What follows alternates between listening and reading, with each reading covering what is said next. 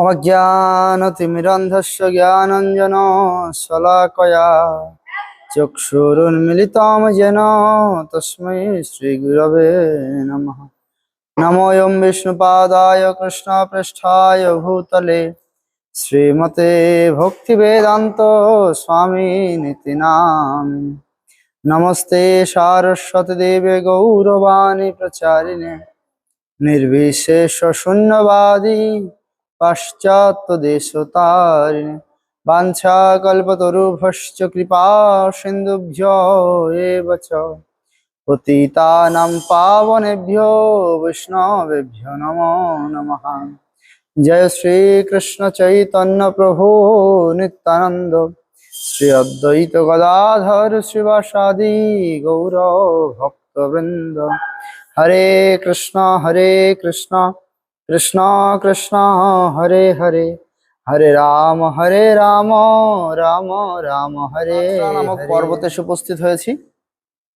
সনাতন গোস্বামী কারাগার থেকে মুক্ত হয়ে কারাগারের কারারক্ষীকে ৭,০০০ স্বর্ণমুদ্রা উপঢৌকন দিয়ে পুরস্কার দিয়ে তিনি কারাগার থেকে পালিয়ে পাত্রা নামক পর্বতে এসে উপস্থিত হয়েছেন, যেখানে একটি সেনাদস্যু দলের সঙ্গে তার পরিচয় হয়।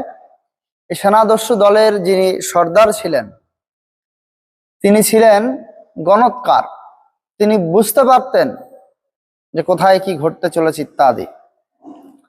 তাই যখন সনাতন গোস্বামী এবং তার সেবক সেখানে এসে উপস্থিত হন, সেই দস্যু দলপতি সনাতন গোস্বামীকে খুব যত্ন করে আতিথেয়তায় বরণ করে নেন।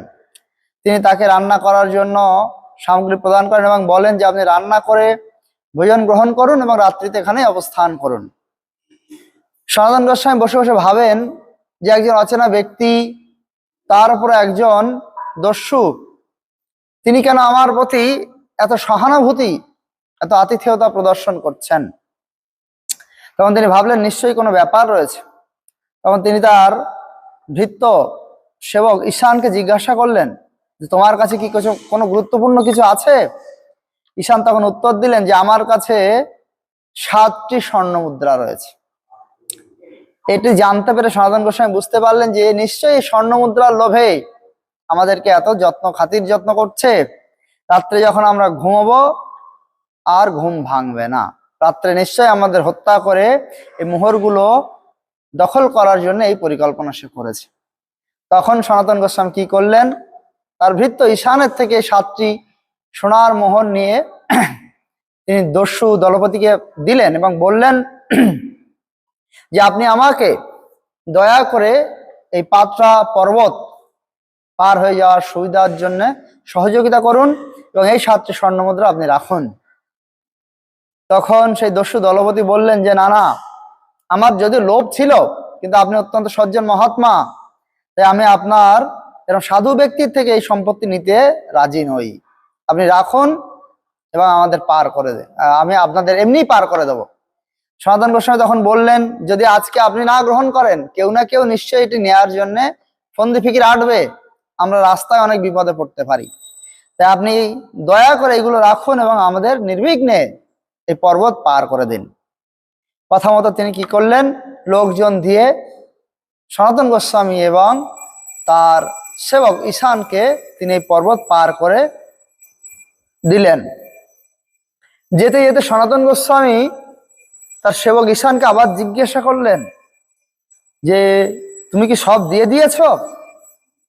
তখন ঈশান আবার বললেন যে আমার কাছে এখনো একটি স্বর্ণমুদ্রা রয়েছে। মানে মোট ৮টি স্বর্ণমুদ্রা ছিল, যে ৭টি দস্যু দলপতিকে দেয়া হয়েছে আর একটি রয়েছে। তখন সনাতন গোস্বামী বুঝতে পারলেন যে এই ব্যক্তি বৈরাগ্যপূর্ণ জীবন অবলম্বন করতে পারবে না, এর সঞ্চয়ের প্রবল বাসনা রয়েছে। তখন সেই স্বর্ণমুদ্রা দিয়ে তিনি ঈশানকে দেশে পাঠিয়ে দিলেন যে তোমাকে আমার সঙ্গে থাকতে হবে না, তুমি বাড়ি ফিরে যাও। এবং সনাতন গোস্বামী একা একা যেতে শুরু করলেন। এখানে যেতে যেতে তিনি একটি জায়গায় এসে উপস্থিত হলেন যেখানে সনাতন গোস্বামীর ভগ্নিপতি শ্রীকান্ত অবস্থান করতেন। এই যে জায়গাটা, এখানে অশ্ব ক্রয় বিক্রয় হতো, ঘোড়া কেনা বেচা হতো। আর শ্রীকান্ত কি করতেন, তিনি এখানে থেকে ভালো ভালো অশ্ব হোসেন শাহর জন্য ক্রয় করে বাংলায় পাঠাতেন। তিনি তার প্রাসাদ থেকে, তার মহল থেকে তিনি দেখতে পেলেন সনাতন গোস্বামীকে, এবং দেখতে পাওয়া মাত্রই তিনি ছুটে নিচে চলে এলেন এবং সনাতন গোস্বামীকে সম্ভাষণ করলেন, স্বাগত জানালেন এবং বললেন যে আপনি দুদিনের জন্য আমার গৃহে অবস্থান করুন। কিন্তু সনাতন গোস্বামীর মনে ভয় ছিল, সম্রাট তাকে খুঁজে বেড়াচ্ছে চারিদিকে, তিনি প্রসিদ্ধ রাস্তা রাজমার্গ ছেড়ে বন জঙ্গলের মধ্যে দিয়ে যাতায়াত করছেন, এখানে থাকা তার জন্য ঠিক হবে না। এই ভেবে তিনি বললেন যে আমি এখানে আর এক মুহূর্ত থাকতে রাজি নই। তখন সনাতন গোস্বামীর ভগ্নিপতি শ্রীকান্ত কি করলেন, একটি ভোট কম্বল, দামি পশমের কম্বল সনাতন গোস্বামীকে উপহার দিলেন এবং তাকে গঙ্গা পার করে দিলেন। সনাতন গোস্বামী কয়েকদিনের মধ্যেই বঙ্গ ছেড়ে বারাণসীতে এসে উপস্থিত হলেন। বারাণসীতে এসে তিনি জানতে পারলেন যে শ্রী চৈতন্য মহাপ্রভু তিনি বারাণসীতে চন্দ্রশেখর আচার্যের ভবনে অবস্থান করছেন। তখন মহাপ্রভু সনাতন গোস্বামী চন্দ্রশেখরের বাড়ির সামনে গিয়ে দরজায় গিয়ে দাঁড়ালেন মহাপ্রভুর দর্শন প্রাপ্তির জন্য। মহাপ্রভু অন্তর্যামী ভগবান, তার অত্যন্ত প্রিয় পার্ষদ সনাতন সেখানে এসেছে জেনে তিনি চন্দ্রশেখরকে বললেন যে চন্দ্রশেখর, আপনি বাইরে যান, গিয়ে দেখুন একজন মহান বৈষ্ণব দাঁড়িয়ে আছে, তাকে খুব সম্মানের সঙ্গে অভ্যর্থনা জানিয়ে নিয়ে আসুন। চন্দ্রশেখর মহাপ্রভুর কথা মতো বাইরে গেলেন, গিয়ে দেখলেন সেখানে কোনো বৈষ্ণব নেই। সনাতন গোস্বামীর মুখে বড় বড় দাড়ি হয়েছে, মাথা ভর্তি চুল, কপালে তিলক নেই। তিনি দেখে ফিরে এসে মহাপ্রভুকে বললেন যে মহাপ্রভু, আমি তো কোনো বৈষ্ণব দেখতে পাইনি। মহাপ্রভু তখন জিজ্ঞেস করলেন সেখানে কি কেউ ছিল না? চন্দ্রশেখর আচার্য বলছেন যে মহাপ্রভু একজন ফকির ছিল। মহাপ্রভু বলছে তাকে আপনি ডেকে নিয়ে আসুন। চন্দ্রশেখর তখন কি করলেন, সনাতন গোস্বামীকে, সেই ফকিরকে ডেকে নিয়ে গৃহের মধ্যে প্রবেশ করলেন। মহাপ্রভু সনাতনকে দেখেই আলিঙ্গন করলেন, আনন্দে আত্মহারা হয়ে গেলেন। প্রভু কহে তোমার স্পর্শে আত্ম পবিত্রিতে, ভক্তি বলে পারো তুমি ব্রহ্মাণ্ড শোধিতে।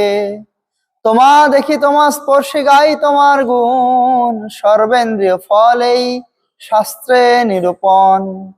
ব্রহ্মাণ্ড তারিতে শক্তি ধরে জনে জনে। মহাপ্রভুর পার্শ্বদ ভক্তবৃন্দ এত পবিত্র, মহাপ্রভু বলছেন যে তোমাকে স্পর্শ করে আমি নিজের শুদ্ধতার জন্য তোমাকে স্পর্শ করেছি। তোমার স্পর্শে আমি সর্বগুণে গুণান্বিত হয়েছি, পবিত্র হয়েছি। দর্শনে পবিত্র করাই তোমার গুণ, বৈষ্ণবের গুণ। এত কহি প্রভু কহে শুনো সনাতন, কৃষ্ণ বড় দয়াময় পতিত পাবন। মহারৌরব হইতে তোমা করিলাই উদ্ধার, কৃপার সমুদ্র কৃষ্ণ গম্ভীর অপার। শোনো সনাতন, কৃষ্ণ অত্যন্ত দয়াময়, তিনি কৃপা করে তোমাকে এই বিষয় রূপ নরক থেকে উদ্ধার করেছেন। কৃষ্ণ হচ্ছে কৃপার সমুদ্র, তিনি গম্ভীর অপার, তার কৃপা কেউ বুঝতে পারে না, তুমি ভাগ্যবান। তখন সনাতন গোস্বামী পাদ মহাপ্রভুকে বললেন আমি কৃষ্ণকে তো জানি না, কিন্তু আমি জানি আমাকে উদ্ধার করার জন্য আপনি আমার প্রতি অহৈতুক কৃপা প্রদর্শন করেছেন। আমার সংসার বন্ধন ঘুচেছে আপনার কৃপায়। তখন মহাপ্রভু বললেন যে কিছুদিন আগে, প্রায় আগে, রূপ এবং অনুপমের সঙ্গে মহাপ্রভুর মিলন হয়েছে এবং তাদের তিনি 10 দিন ধরে দশাশ্বমেধ ঘাটে শক্তি সঞ্চার করে কৃষ্ণ কথা, কৃষ্ণ শিক্ষা প্রদান করেছেন। তারপরে তাদের বৃন্দাবনে যাওয়ার অনুমতি প্রদান করেছেন। শুনে সনাতন গোস্বামী অত্যন্ত আনন্দিত হলেন। তখন সেখানে তপন মিশ্র, এই তপন মিশ্র ছিলেন গৌড়বঙ্গ, বঙ্গদেশের, বাংলাদেশের ঢাকার অধিবাসী। মহাপ্রভু তাকে অনেক আগে, একটি অন্য ঘটনা রয়েছে, মহাপ্রভু তাকে এই বারাণসীতে এসে বসবাস করার অনুমতি দিয়েছিলেন, আদেশ দিয়েছিলেন। এই তপন মিশ্র সনাতন গোস্বামীকে গৃহে ভিক্ষা নিমন্ত্রণ করলেন প্রসাদ পাওয়ার জন্য।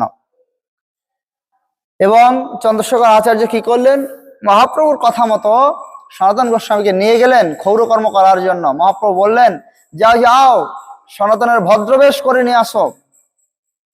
সনাতন গোস্বামীকে চন্দ্রশেখর আচার্য নিয়ে গেলেন, মস্তক মুন্ডিত করে শিখা রাখলেন আর বাড়ি আসার পরে যখন চন্দ্রশেখর গঙ্গা স্নান করে ফিরে আসার পরে চন্দ্রশেখর আচার্য তখন চন্দ্রশেখর কি করলেন, মহাপ্রভু সনাতন গোস্বামীকে এক নতুন বস্ত্র উপহার দিলেন পরিধান করার জন্য। সনাতন গোস্বামী বৈরাগ্যবশত মহাপ্রভুর মনের অভিলাষ জানতে পেরে তিনি নতুন বস্ত্র গ্রহণ না করে এখানে পুরানো বস্ত্র চেয়ে নিলেন এবং সেটা থেকে কৌপিন, বহির্বাস ইত্যাদি প্রস্তুত করে সেটাই ধারণ করলেন। তারপরে মহাপ্রভু তপন মিশ্রের ঘরে প্রসাদ পাওয়ার পরে যে অবশিষ্ট পাত্র ছিল সেটা সনাতন গোস্বামীকে দেয়া হলো। সনাতন গোস্বামী এই প্রসাদ পেয়ে অত্যন্ত আনন্দিত হলেন। তখন কি হলো, তখন সনাতন গোস্বামী কি করলেন, বিভিন্ন বৈষ্ণবের গৃহে নেমন্তন্ন করা হতো, সনাতন গোস্বামী সেখানে প্রসাদ পেতে যেতেন না। কেন, বৈরাগীর উচিত নয় বাড়িতে গিয়ে ভালো মন্দ নেমন্তন্ন করা প্রসাদ পাওয়া, বৈরাগীর উচিত ভিক্ষা করে জীবিকা নির্বাহ করা। সনাতন গোস্বামী বারাণসীতে থাকাকালীন বিভিন্ন গৃহে ভিক্ষা করতেন আর তা থেকেই মাধুকরী সংগ্রহ করে তিনি প্রসাদ পেতেন। মহাপ্রভু দেখে খুব খুশি হলেন। মহাপ্রভুর ভক্ত যত বৈরাগ্য প্রধান, যাহা দেখি প্রীত হন গৌর ভগবান। মহাপ্রভু ভক্তদের মধ্যে বৈরাগ্য হচ্ছে প্রধান। কিন্তু একটি ঘটনা ঘটলো, এই সনাতন গোস্বামীর ভগ্নিপতি শ্রীকান্ত যে সনাতন গোস্বামীর ভোট কম্বল উপহার দিয়েছিলেন, সে ভোট কম্বলটি তখন সনাতন গোস্বামীর কাঁধে ছিল, গায়ে ছিল। মহাপ্রভু তার এই মাধুকরী করে জীবিকা নির্বাহ করাতে প্রসন্ন হয়েছিলেন ঠিকই, কিন্তু তার ঘাড়ে যখন এই ভোট কম্বল দেখেছে মহাপ্রভু মনে মনে একটু সন্দিগ্ধ। তিনি বারবার এই ভোট কম্বলের দিকে তাকান। সনাতন গোস্বামী লক্ষ্য করেছেন, তিনি বুঝতে পারলেন যে আমি সবকিছু পরিত্যাগ করেছি, কিন্তু এই ভোট কম্বলটা যে আমার কাছে রয়েছে, মহাপ্রভু এটার জন্য আমার প্রতি পরিপূর্ণরূপে সন্তুষ্ট হতে পারেননি।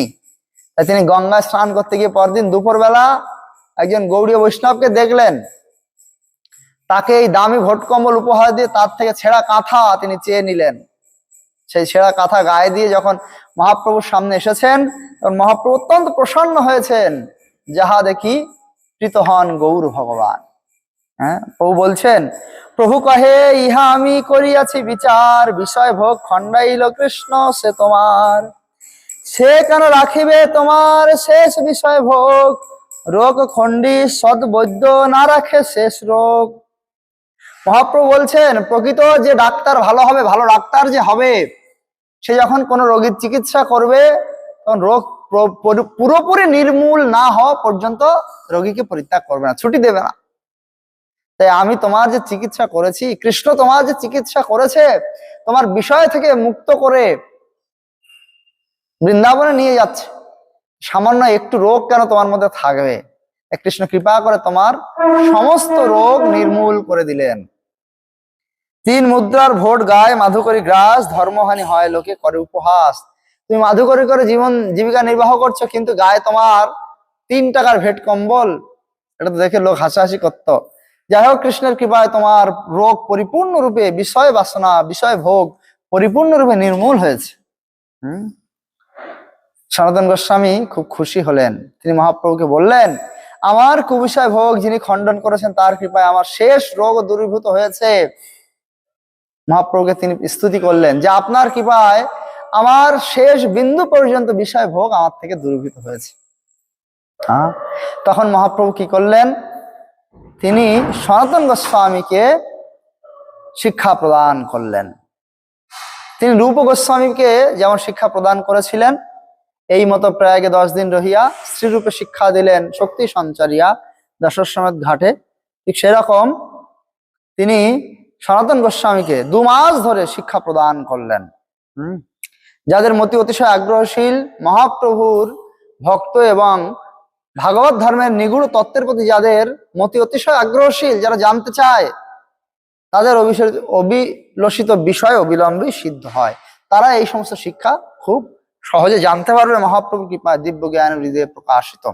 যাই হোক, এই সনাতন শিক্ষা অত্যন্ত বড়, খুবই গুরুগম্ভীর একটি বিষয়, এটা এখানে আলোচনা করা সম্ভব হবে না। আমরা পুনরায় আবার এই সনাতন গোস্বামীর শিক্ষার উপর, সনাতন শিক্ষার উপরে আরেকটি ভিডিও তৈরি করব, আপনারা সেখানে দেখতে পাবেন। আমরা বাকি লীলা এখান থেকে সামনের দিকে এগিয়ে যাচ্ছি।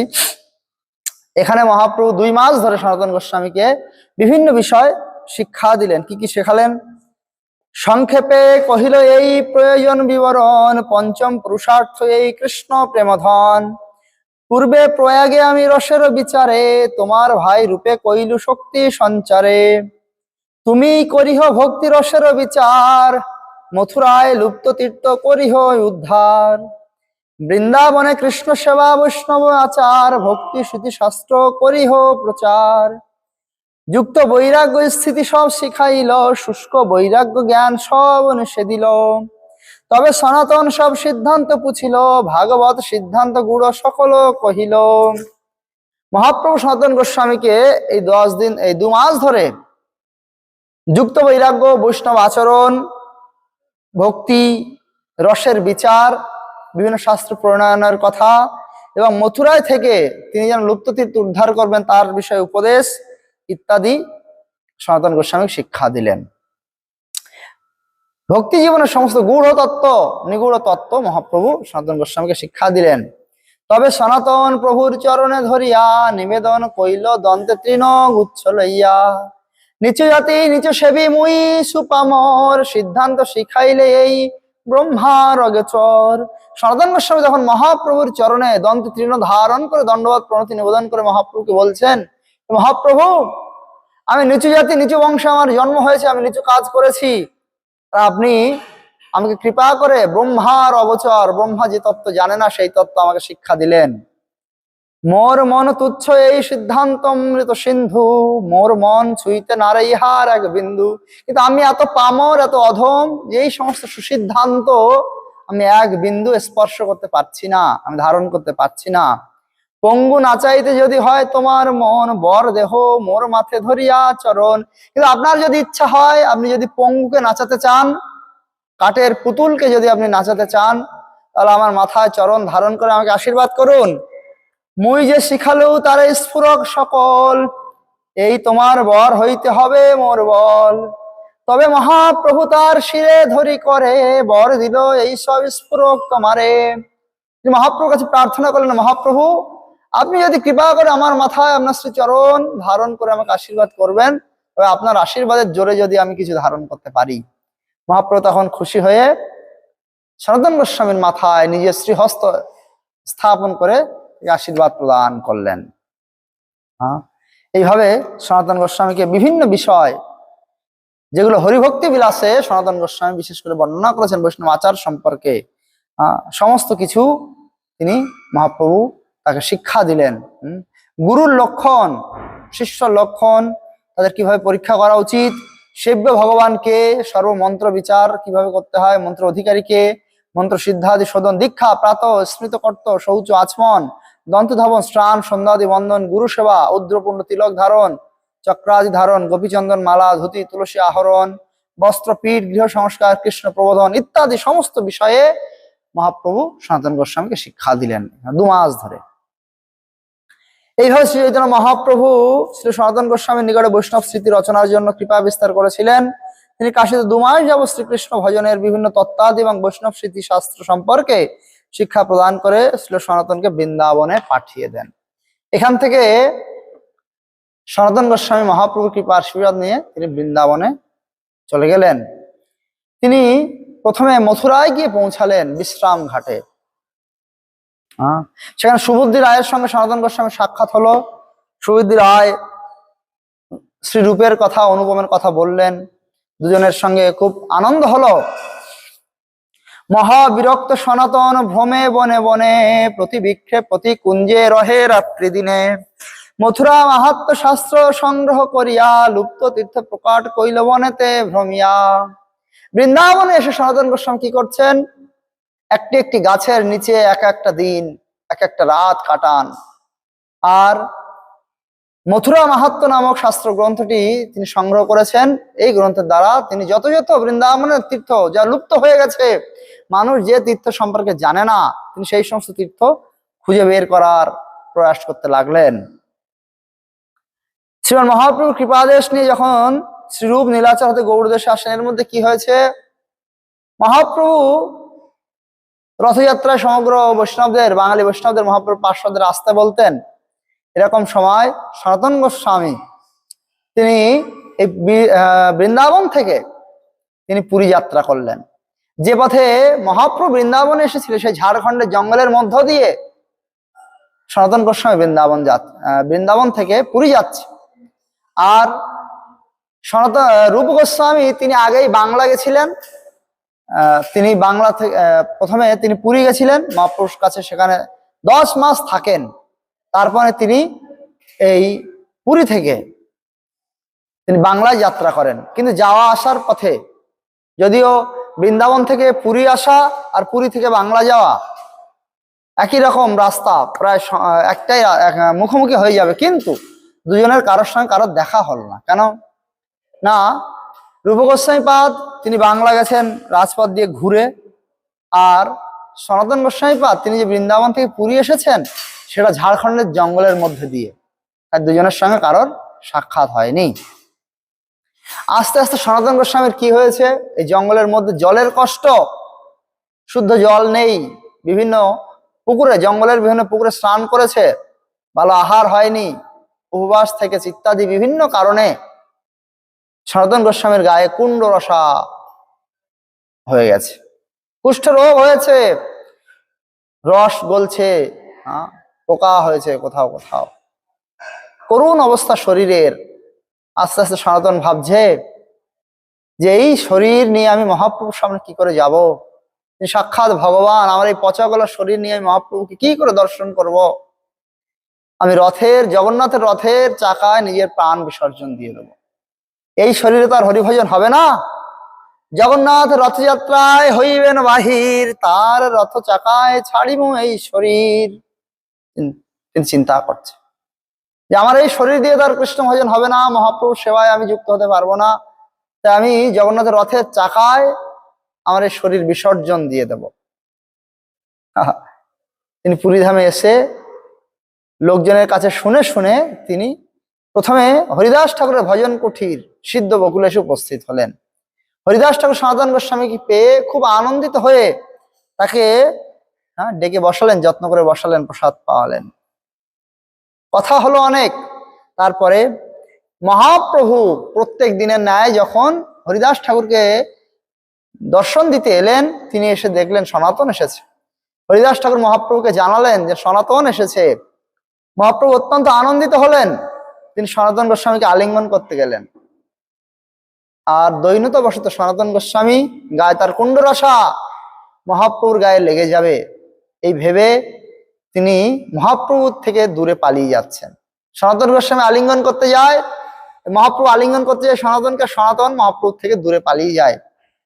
তখন সনাতন গোস্বামী দৈন্যতাবশত বলছেন, মোরে না ছুইও প্রভু পড় তোমার পায়, এক নিচু জাতি অধম আর কুণ্ডু রসা গায়। মহাপ্রভুকে সনাতন গোস্বামী বলছেন, হে মহাপ্রভু, আমাকে দয়া করে আপনি স্পর্শ করবেন না, একে তো আমি নিচু জাতি, নিচু কর্ম করেছি, তার উপরে গায়ে আমার আবার কুণ্ড রসা হয়েছে। বলাৎকারে তারে প্রভু আলিঙ্গন কইল, কুণ্ডু ক্লেদ মহাপ্রভুর শ্রী অঙ্গে লাগিল। সব ভক্ত গণে প্রভু মিলাইল সনাতনে, সনাতন কইল সবার চরণ বন্দনে। মহাপ্রভু তখন সনাতন গোস্বামীকে উল্টে বকাবকি করলেন এবং তিনি জোর করে সনাতন গোস্বামীকে আলিঙ্গন প্রদান করলেন। আর যত মহাপ্রভু পার্শ্বদ ছিলেন পুরী ধামে সবাইকে মহাপ্রভু পরিচয় করিয়ে দিলেন, এই হচ্ছে সনাতন, যে রাজ ঐশ্বর্য পরিত্যাগ করে কৃষ্ণ সেবার জন্য সমস্ত কিছু পরিত্যাগ করে বৃন্দাবন এসেছে। আপনারা সবাই সনাতনকে কৃপা আশীর্বাদ করুন, সে যেন কৃষ্ণ প্রাপ্ত হতে পারে। এইভাবে সমস্ত বৈষ্ণব মিলে তখন সনাতন গোস্বামীকে আশীর্বাদ করলেন। এবং সনাতন গোস্বামী তখন বলছেন যে আমার পরম মঙ্গল, যেহেতু আপনার চরণ দর্শনের সৌভাগ্য হয়েছে, বৃন্দাবনবাসী ভক্তদের সমস্ত কুশল বার্তা সনাতন গোস্বামী মহাপ্রভুকে জানালেন, কে কিভাবে আছে, কে কিভাবে ভজন করছে।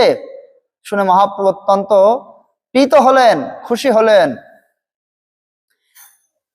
তারপরে সনাতন গোস্বামী আবার দৈন্যতাবশত মহাপ্রভুকে বললেন, মহাপ্রভু, আমি কত নিচু বংশে জন্মগ্রহণ করেছি, কিন্তু আপনি কৃপা করে আমাদের এই বংশকে আত্মসাৎ করেছেন। আমাকে, আমার ভাই এবং আমাদের বংশ সম্পর্কে ভাইপো অনুপমকে আপনি কত কৃপা করেছেন। আপনার কৃপার জন্য আমাদের জীবন ধন্য হয়েছে, আমাদের পরিবার ধন্য হয়েছে। এইভাবে দিন কেটে গেল। কিন্তু সনাতন গোস্বামী তিনি হরিদাস ঠাকুরের ওখানে থাকতে লাগলেন, এবং তিনি হরিদাস ঠাকুরের মতো, হরিদাস ঠাকুর যে দৈন্যতা বশত যবন করে জন্ম বলে জগন্নাথ মন্দিরে শ্রীমন্দিরে প্রবেশ করতেন না, সনাতন গোস্বামীও তেমন। তার গায়ে কুণ্ডরসা হয়েছে, নিজেকে নীচ অধম মনে করে তিনিও শ্রীমন্দিরে প্রবেশ করতেন না, জগন্নাথ দর্শনে যেতেন না। তিনি দূর থেকে সুদর্শনকে দর্শন করে দণ্ডবত প্রণতি নিবেদন করতেন। মহাপ্রভু তখন কি বললেন? খুব খুশি হলেন। আর মহাপ্রভু একটি কথা জানতে পারলেন, সনাতন যে আসার সময় চিন্তা করেছে যে আমার এই শরীর দিয়ে কৃষ্ণ সেবা হবে না, আমি এই শরীর জগন্নাথের রথের চাকায় দান করব, দিয়ে দেব, আত্মহত্যা করব। মহাপ্রভু মনের ভাব জানতে পেরে অন্তর্যামী ভগবান সনাতনকে বলছে, সনাতন, দেহ ত্যাগ দ্বারা কি কৃষ্ণকে পাওয়া যায়? দেহ ত্যাগ করে কি কৃষ্ণকে পাওয়া যায়? ভক্তি বিনা কৃষ্ণে কবু নহে প্রেমোদয়, প্রেম বিনা কৃষ্ণ প্রাপ্তি অন্য হইতে নয়। মহাপ্রভু সনাতনকে বলছে, সনাতন, ভক্তি ছাড়া কৃষ্ণ প্রেম আসে না, আর প্রেম ছাড়া কৃষ্ণকে পাওয়া যায় না। দেহ ত্যাগ করে যদি কৃষ্ণকে পাওয়া যেত, তাহলে আমি এক্ষুনি দেহ ত্যাগ করার জন্য প্রস্তুত আছি। পাগল হয়েও না, দেহ ত্যাগের দ্বারা কৃষ্ণকে পাওয়া যায় না। তুমি কৃষ্ণ ভক্তি করো, কৃষ্ণ প্রেম লাভ করো, তাহলে কৃষ্ণকে পেতে পারবে। তিনি তারপরে কি করলেন? মহাপ্রভু একটু রসিকতা করলে তিনি সনাতন গোস্বামীর সঙ্গে অনেক রসিকতা করলেন। সনাতন গোস্বামী এই কথা শুনে মহাপ্রভুকে বলছেন, নিচু জাতি নহে কৃষ্ণ ভজনের যোগ্য, সৎকুল বিপ্র নহে ভজনের যোগ্য। মহাপ্রভু উপদেশ দিচ্ছে। এরপরে সনাতন গোস্বামী বলছেন যে আমি নিচু বংশে জন্মগ্রহণ করেছি, আমি তো কৃষ্ণ সেবার অযোগ্য, তারপরে গায়ে আমার কুণ্ডরসা হয়েছে। মহাপ্রভু তখন বলছেন যে কে নিচু, কে সৎ ব্রাহ্মণ বিপ্রকুলে জন্মগ্রহণ করেছে, সে কৃষ্ণ ভজনের জন্য উপযুক্ত নয়, এটা বিচার্য বিষয় নয়। যেই ভজে সেই বড় অভক্ত হিংসার, কৃষ্ণ ভজনে নাহি জাতি কুলাদি বিচার। দিনের অধিক দয়া করে ভগবান, কুলীন পণ্ডিত ধনির বড় অভিমান। ভজনের মধ্যে শ্রেষ্ঠ নববিধা ভক্তি, কৃষ্ণ প্রেম কৃষ্ণ দিতে ধরে মহাশক্তি। তার মধ্যে সর্বশ্রেষ্ঠ নাম সংকীর্তন, নিরপরাধে নাম লইলে পায় প্রেমধন। হে সনাতন, কার কোন বংশে জন্মগ্রহণ করেছে, কে ব্রাহ্মণ, কে দরিদ্র, কে কত নীচ অধম, এটা বিচার্য বিষয় না। যে ভজন করবে কৃষ্ণ তার, বরং ভগবান যে যত দিন অধম তাকে তত বেশি কৃপা করেন। এটা দেখে পণ্ডিত ব্রাহ্মণ ধনীদের অনেক দুঃখ হয়। তুমি চিন্তা করো না, তুমি নববিধা ভক্তি যাজন করো, যার মধ্যে সর্বশ্রেষ্ঠ নাম সংকীর্তন, তুমি হরিনাম সংকীর্তন করে নিরপরাধে, তাহলে তুমি অবশ্যই কৃষ্ণকে পেয়ে যাবে। এই বলতে বলতে মহাপ্রভু রসিকতা করে সনাতন গোস্বামীকে বলছেন, সনাতন, পরের দ্রব্য কি নিজের ইচ্ছা মতো ব্যবহার করা যায়? সনাতন বুঝতে পারছে না।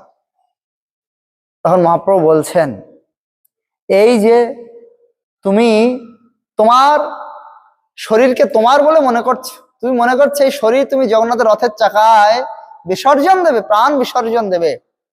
এই শরীর তো তোমার নেই, তুমি তো আমাকে দান করেছো তোমার শরীর। এই তোমার শরীর দিয়ে আমি বৃন্দাবনে অনেক কার্য করব। সেখানে আমি লুপ্ত তীর্থ উদ্ধার করব, কৃষ্ণ সেবা প্রবর্তন করব, বিভিন্ন গ্রন্থ বৈরাগ্য সম্বন্ধে শিক্ষা প্রদান করব, বিভিন্ন গ্রন্থ প্রণয়ন করব। তুমি যদি এই শরীর ত্যাগ করো, তাহলে আমার সে সমস্ত কার্য কি করে সাধ্য হবে? তুমি পরের সম্পত্তি নষ্ট করো না, এটা মহাপাপ হবে তোমার। দীক্ষা কালে শিষ্য করে আত্মসমর্পণ, সেই কালে কৃষ্ণ তারে করে আত্মসম। তুমি তো আমাকে দিয়ে দিয়েছো তোমার শরীর, তুমি পরের দেয়া বস্তুর উপরে তোমার কোনো অধিকার নেই। তুমি এই শরীর তোমার ইচ্ছা মতো নষ্ট করতে পারবে না। আমি আমার মায়ের আদেশে নীলাচলে রয়েছি, আমি তো বৃন্দাবনে যেতে পারছি না। তুমি সেখানে যাও, গিয়ে সেখানে লুপ্ততীর্থ উদ্ধার করো, বিভিন্ন শাস্ত্রগ্রন্থ প্রণয়ন করো, বৈরাগ্য সম্বন্ধে শিক্ষা দাও, কৃষ্ণ ভক্তির শিক্ষা প্রদান করো, এই সমস্ত কার্য আমি তোমাকে দিয়ে করব।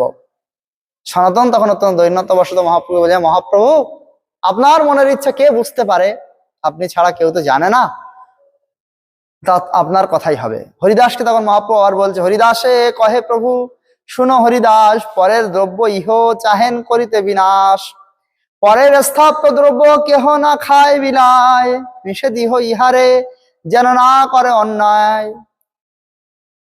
কেউ কি অন্যের ঘরে চাল এনে বিতরণ করতে পারবে? পারবে না। কেন, যার সম্পত্তি সেই ব্যবহার করতে পারে, সে বিলাবে কি কি করবে সেটা তার ব্যাপার। হরিদাস ঠাকুরকে মহাপ্রভু আবার ডেকে বলছে, হরিদাস তুমি সনাতনকে বোঝাও, এই শরীর তো সে আমাকে দান করে দিয়েছে, এর উপরে তার কোনো অধিকার নেই, সে যেন অনিষ্ট না করে, তাকে নিষেধ করো। এইভাবে মহাপ্রভুর কথায় সনাতন আর শরীর পরিত্যাগ করার, বিসর্জন দেওয়ার চিন্তা ছেড়ে দিলেন। মহাপ্রভু চলে গেলেন। তখন হরিদাস ঠাকুর দুঃখ করে সনাতনকে বলছেন, সনাতন যদিও ভারত ভূমিতে আমার জন্ম হয়েছে, কিন্তু দেখো আমি কত দুর্ভাগা অভাগা, আমি মহাপ্রভুর সেবায় লাগতে পারছি না, আমি কত পতিত অধম, কিন্তু তুমি তো সৌভাগ্যবান, মহাপ্রভু তোমাকে আত্মসাৎ করেছেন, তুমি মহাপ্রভুর মনোভিলাষ পূর্ণ করো। এইভাবে বলে সান্ত্বনা দিলেন সনাতন গোস্বামীকে। তারপরে এখানে মহাপ্রভু বললেন সনাতনকে, তুমি 1 বছর এখানে থাকো, 1 বছর পরে তুমি আবার বৃন্দাবনে যাবে। সনাতন গোস্বামী আছেন হরিদাস ঠাকুরের এখানে, তিনি জগন্নাথ মন্দিরে যান না, দৈন্যতাবশত গায়ে কুষ্ঠ রোগ হয়েছে বলে। একদিন কি হয়েছে, গদাধর পণ্ডিত তিনি যে টোটা গোপীনাথে থাকতেন, এই টোটা গোপীনাথে মহাপ্রভুকে দুপুরবেলা প্রসাদ পাওয়ার জন্য নিমন্ত্রণ করা হয়েছে। তো সনাতন গোস্বামীকেও নিমন্ত্রণ করা হয়েছে, মহাপ্রভু যেহেতু প্রসাদ পাবে, সনাতন সেখানে যাবে। মহাপ্রভু সকাল সকাল পৌঁছে গেছেন, সনাতনের আসতে দেরি হচ্ছে দেখে মহাপ্রভু প্রসাদ পেয়ে বিশ্রামে চলে গেছেন। ঠিক তখনই সনাতন গিয়ে উপস্থিত। আর সনাতন যখন গেলেন, তখন তাকে মহাপ্রভুর যে উচ্ছিষ্ট পাত্র সেইটা প্রদান করা হলো। মহাপ্রভুর উচ্ছিষ্ট পাত্র প্রসাদ পেয়ে সনাতন অত্যন্ত আনন্দের সঙ্গে গ্রহণ করলেন। মহাপ্রভুকে দর্শন করতে গেলেন, মহাপ্রভু তখন জিজ্ঞেস করছে, এ কি তোমার পায়ে যে ফোসকা পড়েছে, তুমি কোন রাস্তা দিয়ে এসেছো? সিদ্ধ বকুল থেকে টোটা গোপীনাথে যাওয়ার 2টো রাস্তা। এখন যেমন বিল্ডিং হয়ে গেছে, অট্টালিকা হয়ে গেছে, তখন তেমন ছিল না, তখন জঙ্গল ছিল। 2টো রাস্তা ছিল, একটা হচ্ছে সমুদ্রের তীরের উপর দিয়ে, বালির উপর দিয়ে হেঁটে হেঁটে যেতে হবে, আরেকটি হচ্ছে জগন্নাথ মন্দিরের সামনে দিয়ে যেতে হবে। মহাপ্রভু জিজ্ঞেস করছেন, তুমি কোন রাস্তা দিয়ে এসেছো? কেন না, সনাতন গোস্বামীর পায়ে ফোসকা পড়ে গেছে। সনাতন তখন উত্তর দিলেন যে আমি সমুদ্রের তীর ধরে বালুকার উপর দিয়ে হেঁটে হেঁটে এসেছি, গ্রীষ্মকাল। মহাপ্রভু বলছে, কেন এই গ্রীষ্মকালে তপ্ত বালুকার উপর দিয়ে তুমি খালি পায়ে হেঁটে হেঁটে এসেছো? তোমার পায়ে যে ফোসকা পড়ে গেছে, তুমি জগন্নাথ মন্দিরের সিংহদ্বারের সামনে দিয়ে এই সুশীতল বৃক্ষের ছায়া দিয়ে আসতে পারতে। সনাতন দৈন্যতা সহকারে মহাপ্রভুকে বলছেন, মহাপ্রভু যখন পান্ডাদের সেবা থাকে না, যখন তারা একটু অবসর পায়, তারা কি করে, এই রাস্তা দিয়ে বাড়ি যায়, এই রাস্তা দিয়ে যাতায়াত করে। আমি যদি এই রাস্তা দিয়ে আসবো, তাহলে আমার কুণ্ড রসা, কুষ্ঠরোগের রস যদি রাস্তায় পড়বে, আর যদি পান্ডারা যাতায়াতের সময় তাতে স্পর্শ হয়ে যাবে, অপবিত্র হয়ে যাবে, জগন্নাথের সেবায় তাদের অপরাধ হয়ে যাবে। এই কথা ভেবে আমি বালুকার উপর দিয়ে সমুদ্র তীর ধরে ধরে এসেছি, কিন্তু আমি খেয়াল করিনি আমার পায়ে ফোসকা পড়েছে, আপনি বললেন বলে আমি এখন বুঝতে পেরেছি। এই কথা শুনে সনাতনের এই দৈন্যতা দেখে মহাপ্রভু অত্যন্ত প্রসন্ন হলেন। মহাপ্রভু তখন বললেন, যদ্যপিও তুমি হও জগত পাবন, তোমার স্পর্শে পবিত্র হয় দেব মুনিগণ, তথাপি ভক্ত স্বভাব মর্যাদা রক্ষণ, মর্যাদা পালন হয় সাধুর ভূষণ, মর্যাদা লঙ্ঘনে লোক করে উপহাস, ইহলোক পরলোক 2 লোক নাশ। মহাপ্রভু বললেন, সনাতন তুমি যদি জগৎকে পবিত্র করতে পারো, তোমার মধ্যে সেই শক্তি রয়েছে, কিন্তু তুমি দৈন্যতা বশত যে মর্যাদার রক্ষা করেছো, মর্যাদা প্রদর্শন করেছো, তাতে আমি খুব প্রসন্ন হয়েছি। এইভাবে সনাতন গোস্বামীর উপরে মহাপ্রভুর বিশেষ কৃপা হলো। একদিন কি হয়েছে, সনাতন গোস্বামী খুব দুঃখ করে জগদানন্দ পণ্ডিতকে বলছে, প্রভু আমার গায়ে কুণ্ড রসা হয়েছে, আর মহাপ্রভু বারবার আমাকে আলিঙ্গন করেন। আমি তো ভেবেছিলাম যে রথের চাকায় আমি প্রাণ বিসর্জন দেব, কিন্তু মহাপ্রভু আমাকে প্রাণ বিসর্জন দিতে না করেছেন, আবার এখানে 1 বছর থাকতে বলেছেন। তাহলে আমি যদি এখানে থাকবো, মহাপ্রভু বারবার আমাকে আলিঙ্গন করবে, আর আমার গায়ের কুণ্ড রসা মহাপ্রভুর গায়ে লেগে যাবে। আমি কত দুঃখ পাই, আমার কি করা উচিত? জগদানন্দকে সনাতন গোস্বামী জিজ্ঞেস করছে। তখন সব শুনে জগদানন্দ পণ্ডিত, তিনি সত্যভামা, কৃষ্ণলীলায় যিনি সত্যভামা ছিলেন, মহাপ্রভুকে অতিশয় প্রেম করেন। মহাপ্রভুর গায়ে কুণ্ড রসা লেগে যাচ্ছে শুনে জগদানন্দ পণ্ডিত সনাতন গোস্বামীকে উপদেশ দিচ্ছে, যেতে তো তোমার হিতে বিপরীত হবে, মহাপ্রভুর সেবা করতে এসে তো তুমি অপরাধে জড়িয়ে যাবে। সুতরাং তুমি কি করো, তুমি আর নীলাচলে থেকো না, তুমি বৃন্দাবনে ফিরে যাও। এই কথা যখন মহাপ্রভু সনাতনকে বলেছে, পরের দিন মহাপ্রভু সিদ্ধ বকুলে দর্শন দিতে এসেছে হরিদাস ঠাকুরকে। তখন সনাতন গোস্বামী মহাপ্রভুর কাছে নিবেদন করছে, মহাপ্রভু আপনি আমাকে কৃপা করুন, আমি বৃন্দাবনে ফিরে যাই। কেন, কি হয়েছে? মহাপ্রভু জিজ্ঞাসা করছে।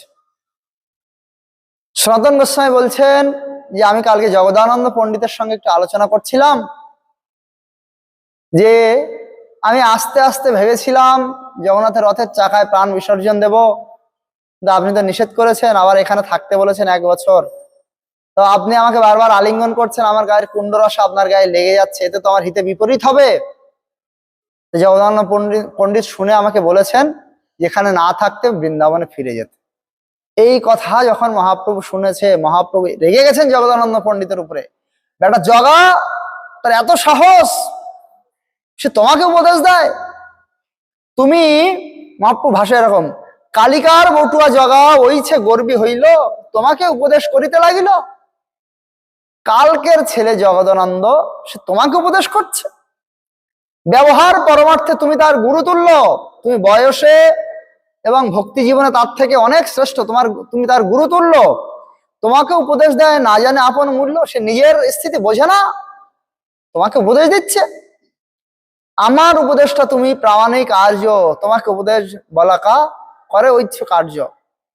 আমার মতে তুমি শ্রেষ্ঠ, তোমাকে তার উপদেশ দেওয়া সাজে না। এই কথা শুনে সনাতনের হৃদয় আরো ব্যাকুল হয়ে উঠলো। তিনি বললেন যে আপনি জগদানন্দকে কত ভালোবাসেন বলে আপনি নিজের মনে করেন বলে আপনি তাকে শাসন করছেন, বকাঝকা করছেন, আর আমাকে আপনি প্রশংসা করে করে গর্বান্বিত করছেন। এটা আমার ক্ষতি ভক্তি জীবনের। কিন্তু সনাতনের জগদানন্দ পণ্ডিতের প্রতি আপনার কত করুণা, আপনি তাকে কত স্নেহ করেন। মহাপ্রভু শুনে বলছে, জগদানন্দ প্রিয় আমার নহে তোমা হইতে, মর্যাদা লঙ্ঘন আমি না পারি সহিতে। মহাপ্রভু বলছে যে জগদানন্দ আমার তোমার থেকে বেশি প্রিয় নয়, কিন্তু সে যে মর্যাদা লঙ্ঘন করেছে, আমি যে মর্যাদা লঙ্ঘন সহ্য করতে পারি না। এই জন্য আমাদের বলে স্থানে স্থিতা তনুগতম, স্থান স্থিতা শ্রুতিগতম তনুবাং মনোভি। আমরা যেরকম যোগ্য, ভগবান যাকে যতটা সামর্থ্য শক্তি দিয়েছে, সেই অনুসারে আমাদের ভগবানের সেবায় যুক্ত হওয়া উচিত, তার অধিক কিছু করার চেষ্টা করা উচিত নয়। তাহলে মহাপ্রভু খুব অপ্রসন্ন হন, আমাদের যোগ্যতা অনুসারে সেবা করা উচিত। তারপরে কি হলো, একদিন এই সময় সনাতন গোস্বামীর এই কথা শুনে তিনি যে চলে যেতে চান, তিনি যে মনে মনে দুঃখ পাচ্ছেন, তখন মহাপ্রভু সনাতনের দৈন্যতা শুনে সনাতনকে আলিঙ্গন করতে যাচ্ছে, আর সনাতন পিছিয়ে যাচ্ছে, বারবার পিছিয়ে যাচ্ছে। তখন মহাপ্রভু বলছেন, প্রভু কহে সনাতন না মানিহ দুঃখ, তোমা আলিঙ্গিতে আমি পাই বড় সুখ। এবছর ইহা তুমি রহো আমার সনে, বৎসর বহি তোমা পাঠাবো বৃন্দাবনে। সনাতনকে মহাপ্রভু বলছে, সনাতন তুমি দুঃখ পাচ্ছ, তুমি দুঃখ পেও না, তোমাকে আলিঙ্গন করে আমার খুব সুখ হয়, আনন্দ হয়। তুমি এবছর আমার সঙ্গে থাকো, এই বছর শেষে আমি তোমাকে বৃন্দাবনে পাঠাবো। জোর করে সনাতনকে ধরে মহাপ্রভু আলিঙ্গন করলেন। আর তখনই এত বলি পুনতারে কইল আলিঙ্গনে, কুণ্ড গেল অঙ্গ হইল সুবর্ণের সম। তৎক্ষণাৎ মহাপ্রভুর আলিঙ্গন স্পর্শ পেয়ে সনাতন গোস্বামীর শরীর থেকে কুণ্ডরসা কুষ্ঠরোগ বিদূরিত হয়ে গেল এবং সুবর্ণের মতো মহাপ্রভুর মতো তপ্ত কাঞ্চন শরীর লাভ করলেন সনাতন গোস্বামী। মহাপ্রভুর কৃপায় তার শরীর থেকে সমস্ত কুণ্ডরসা চলে গেল। এভাবে মহাপ্রভু তার উপরে বিশেষ কৃপা প্রদর্শন করলেন। এবং দোল যাত্রা হওয়ার পরে, রথযাত্রা হলো, এরপরে রাস পূর্ণিমার পরে দোল যাত্রা যখন হলো, এই দোল যাত্রার পরে সনাতন গোস্বামী নীলাচল থেকে মহাপ্রভুর আজ্ঞা নিয়ে তিনি পুরী ধামে গেলেন। দুজনের বিদায়ের সময় একে অপরের বিচ্ছেদে দুজন খুব ক্রন্দন করতে লাগলেন, কেউ কাউকে ছেড়ে যেতে চাইছে না। কিন্তু বৃন্দাবনে না গেলে যে মহাপ্রভুর মনোভিলাস পূর্ণ করা যাবে না, সনাতন মহাপ্রভুর আশীর্বাদ নিয়ে, সমগ্র বৈষ্ণবের আশীর্বাদ নিয়ে তিনি বৃন্দাবনের উদ্দেশ্যে যাত্রা করলেন এবং এইভাবে বৃন্দাবনে গিয়ে তিনি উপস্থিত হলেন। আমরা আগামীকাল সনাতন গোস্বামীর বৃন্দাবনে অবস্থান এবং সেখানে তার ভজন সাধন ইত্যাদি সম্পর্কে শ্রবণ করব। হরে কৃষ্ণ। যে সনাতন গোস্বামী পাদ কি, শ্রীল প্রভুপাদ কি, গৌর প্রেমানন্দে।